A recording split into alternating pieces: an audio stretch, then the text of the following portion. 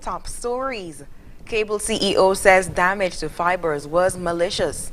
Centrists win big in Brazil municipal elections, and at least 110 civilians killed in Nigeria massacre. Hello and welcome to the ZIZ Midday Newscast. Today is Monday, November 30th, 2020. I am your presenter, Shaira Flanders. Nationally, CEO of the cable, Pat Walters, says the damage done to the company's fiber cables in St. Peter's on the weekend was deliberate and malicious. In an interview on ZIZ Radio on Monday morning, Ms. Walters said when technicians went to inspect a report of an outage, they found that the cables had seemingly been intentionally cut. We restored that with a brand new fiber network. Then on Saturday, the same network went down again. And we've been having challenges, repeat challenges in areas before, and we've always just gone out with the intent to quickly repair and restore service. This time we said, and I was in discussions with the chairman and the technical team, something doesn't sound right here. When we go to have a look at this particular outage this time round, let's see if there's any malicious damage, because that thought had not passed us before. And so the chairman went and the technicians, and absolutely it was maliciously done. The brand new fibre that we had just installed on the Thursday before was cut in two places deliberately. She said the cable is working with the police to send a strong message that vandalism will not be tolerated. We want to catch who it was. We want to send them a strong message that malicious damage to our infrastructure, or anybody's property will not be tolerated in St. Kitts and Nevis. It will not be tolerated by the cable, will not be tolerated by Digicel, it will not be tolerated in St. Kitts and Nevis. And we want to catch the person, and we want to prosecute them, and we want them to face the full extent of the law. The damage to the fibers disrupted service from the cable and Digicel, and both companies have offered a $10,000 reward for information leading to the arrest and prosecution of the culprit. In other news, the ZIZ Broadcasting Corporation was one of several organizations that were recognized by the St. Kitts National Youth Parliament for their continuous service during the COVID-19 pandemic. An appreciation ceremony was held at the Palm Court Gardens on Sunday night, where Sniper officials presented certificates of recognition to representatives from the invited organizations. President of Sniper, Patrice Harris, said it was their way of thanking the institutions for their service to the country. We might not know exactly what your individual role has been in the COVID-19 pandemic, but we know that it was indeed a trying time, and because of you, the nation was able to get through it quite calmly. So we want to say thank you in the amount of ways that we can, and that is why we are hosting this event today. Among those recognized were the police force, the defense force, frontline medical workers represented by staff of the JNF General Hospital, and the Customs and Excise Department. The appreciation ceremony was held as the nation observes activities for Youth Month throughout November. And as we wrap up the local segment, Prime Minister Dr. the Honorable Timothy Harris, who has been organizing monthly health walks since April 2007, is being applauded at the regional level for embracing the regional Caribbean moves with the launch of SKN Moves last year. At the end of the latest edition of the Prime Minister's monthly health walk on Saturday, Minister of Health Honorable Akila Byron Nisbet said SKN Moves started in 2019 when the Minister of Health of Jamaica, Dr. the Honorable Christopher Tufton, would have introduced the idea to CARICOM following the success of Jamaica Moves, and he would have then come to St. Kitts and Nevis to help launch the SKN Moves on Friday, August 9th last year.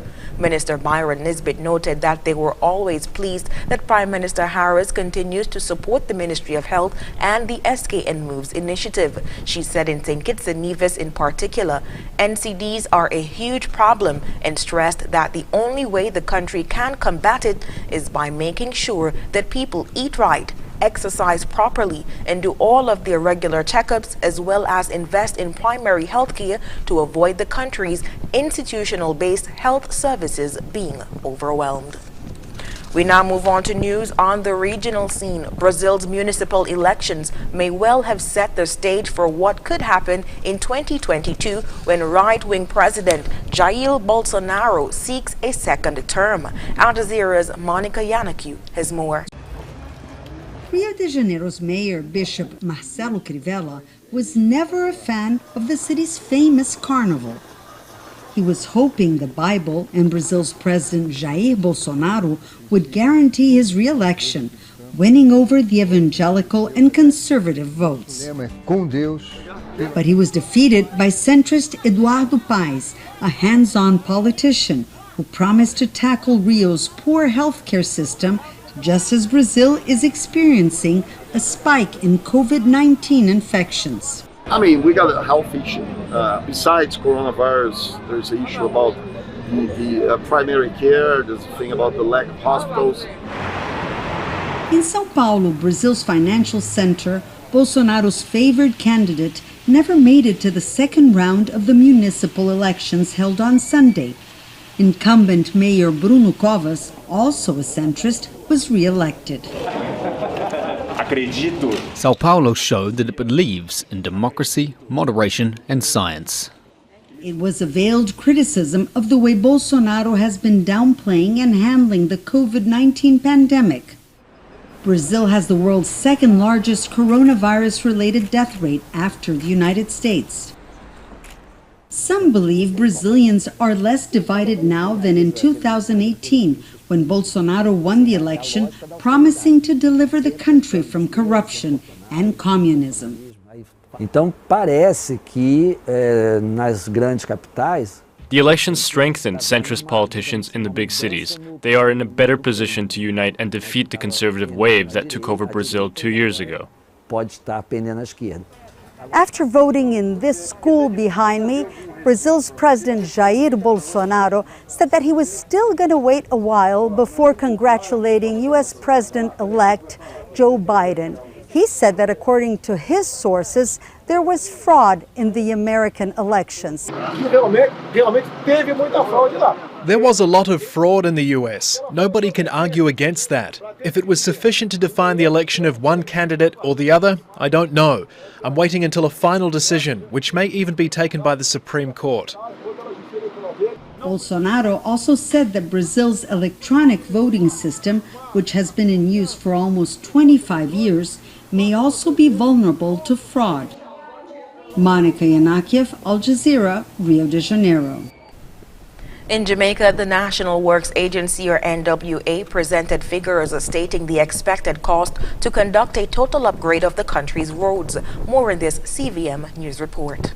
According to the National Works Agency, it's estimated to cost taxpayers $203 billion every year to routinely maintain the current state of the country's roads without any upgrades.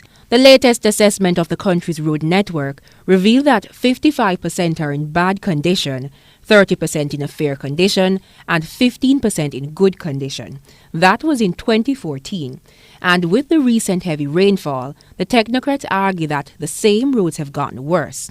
Now, a total upgrade of the road network is estimated to cost the country at least $1 trillion. To upgrade our roads to good condition, as per asphaltic concrete we mentioned earlier, and to give us the required design life, we're talking about $1 trillion.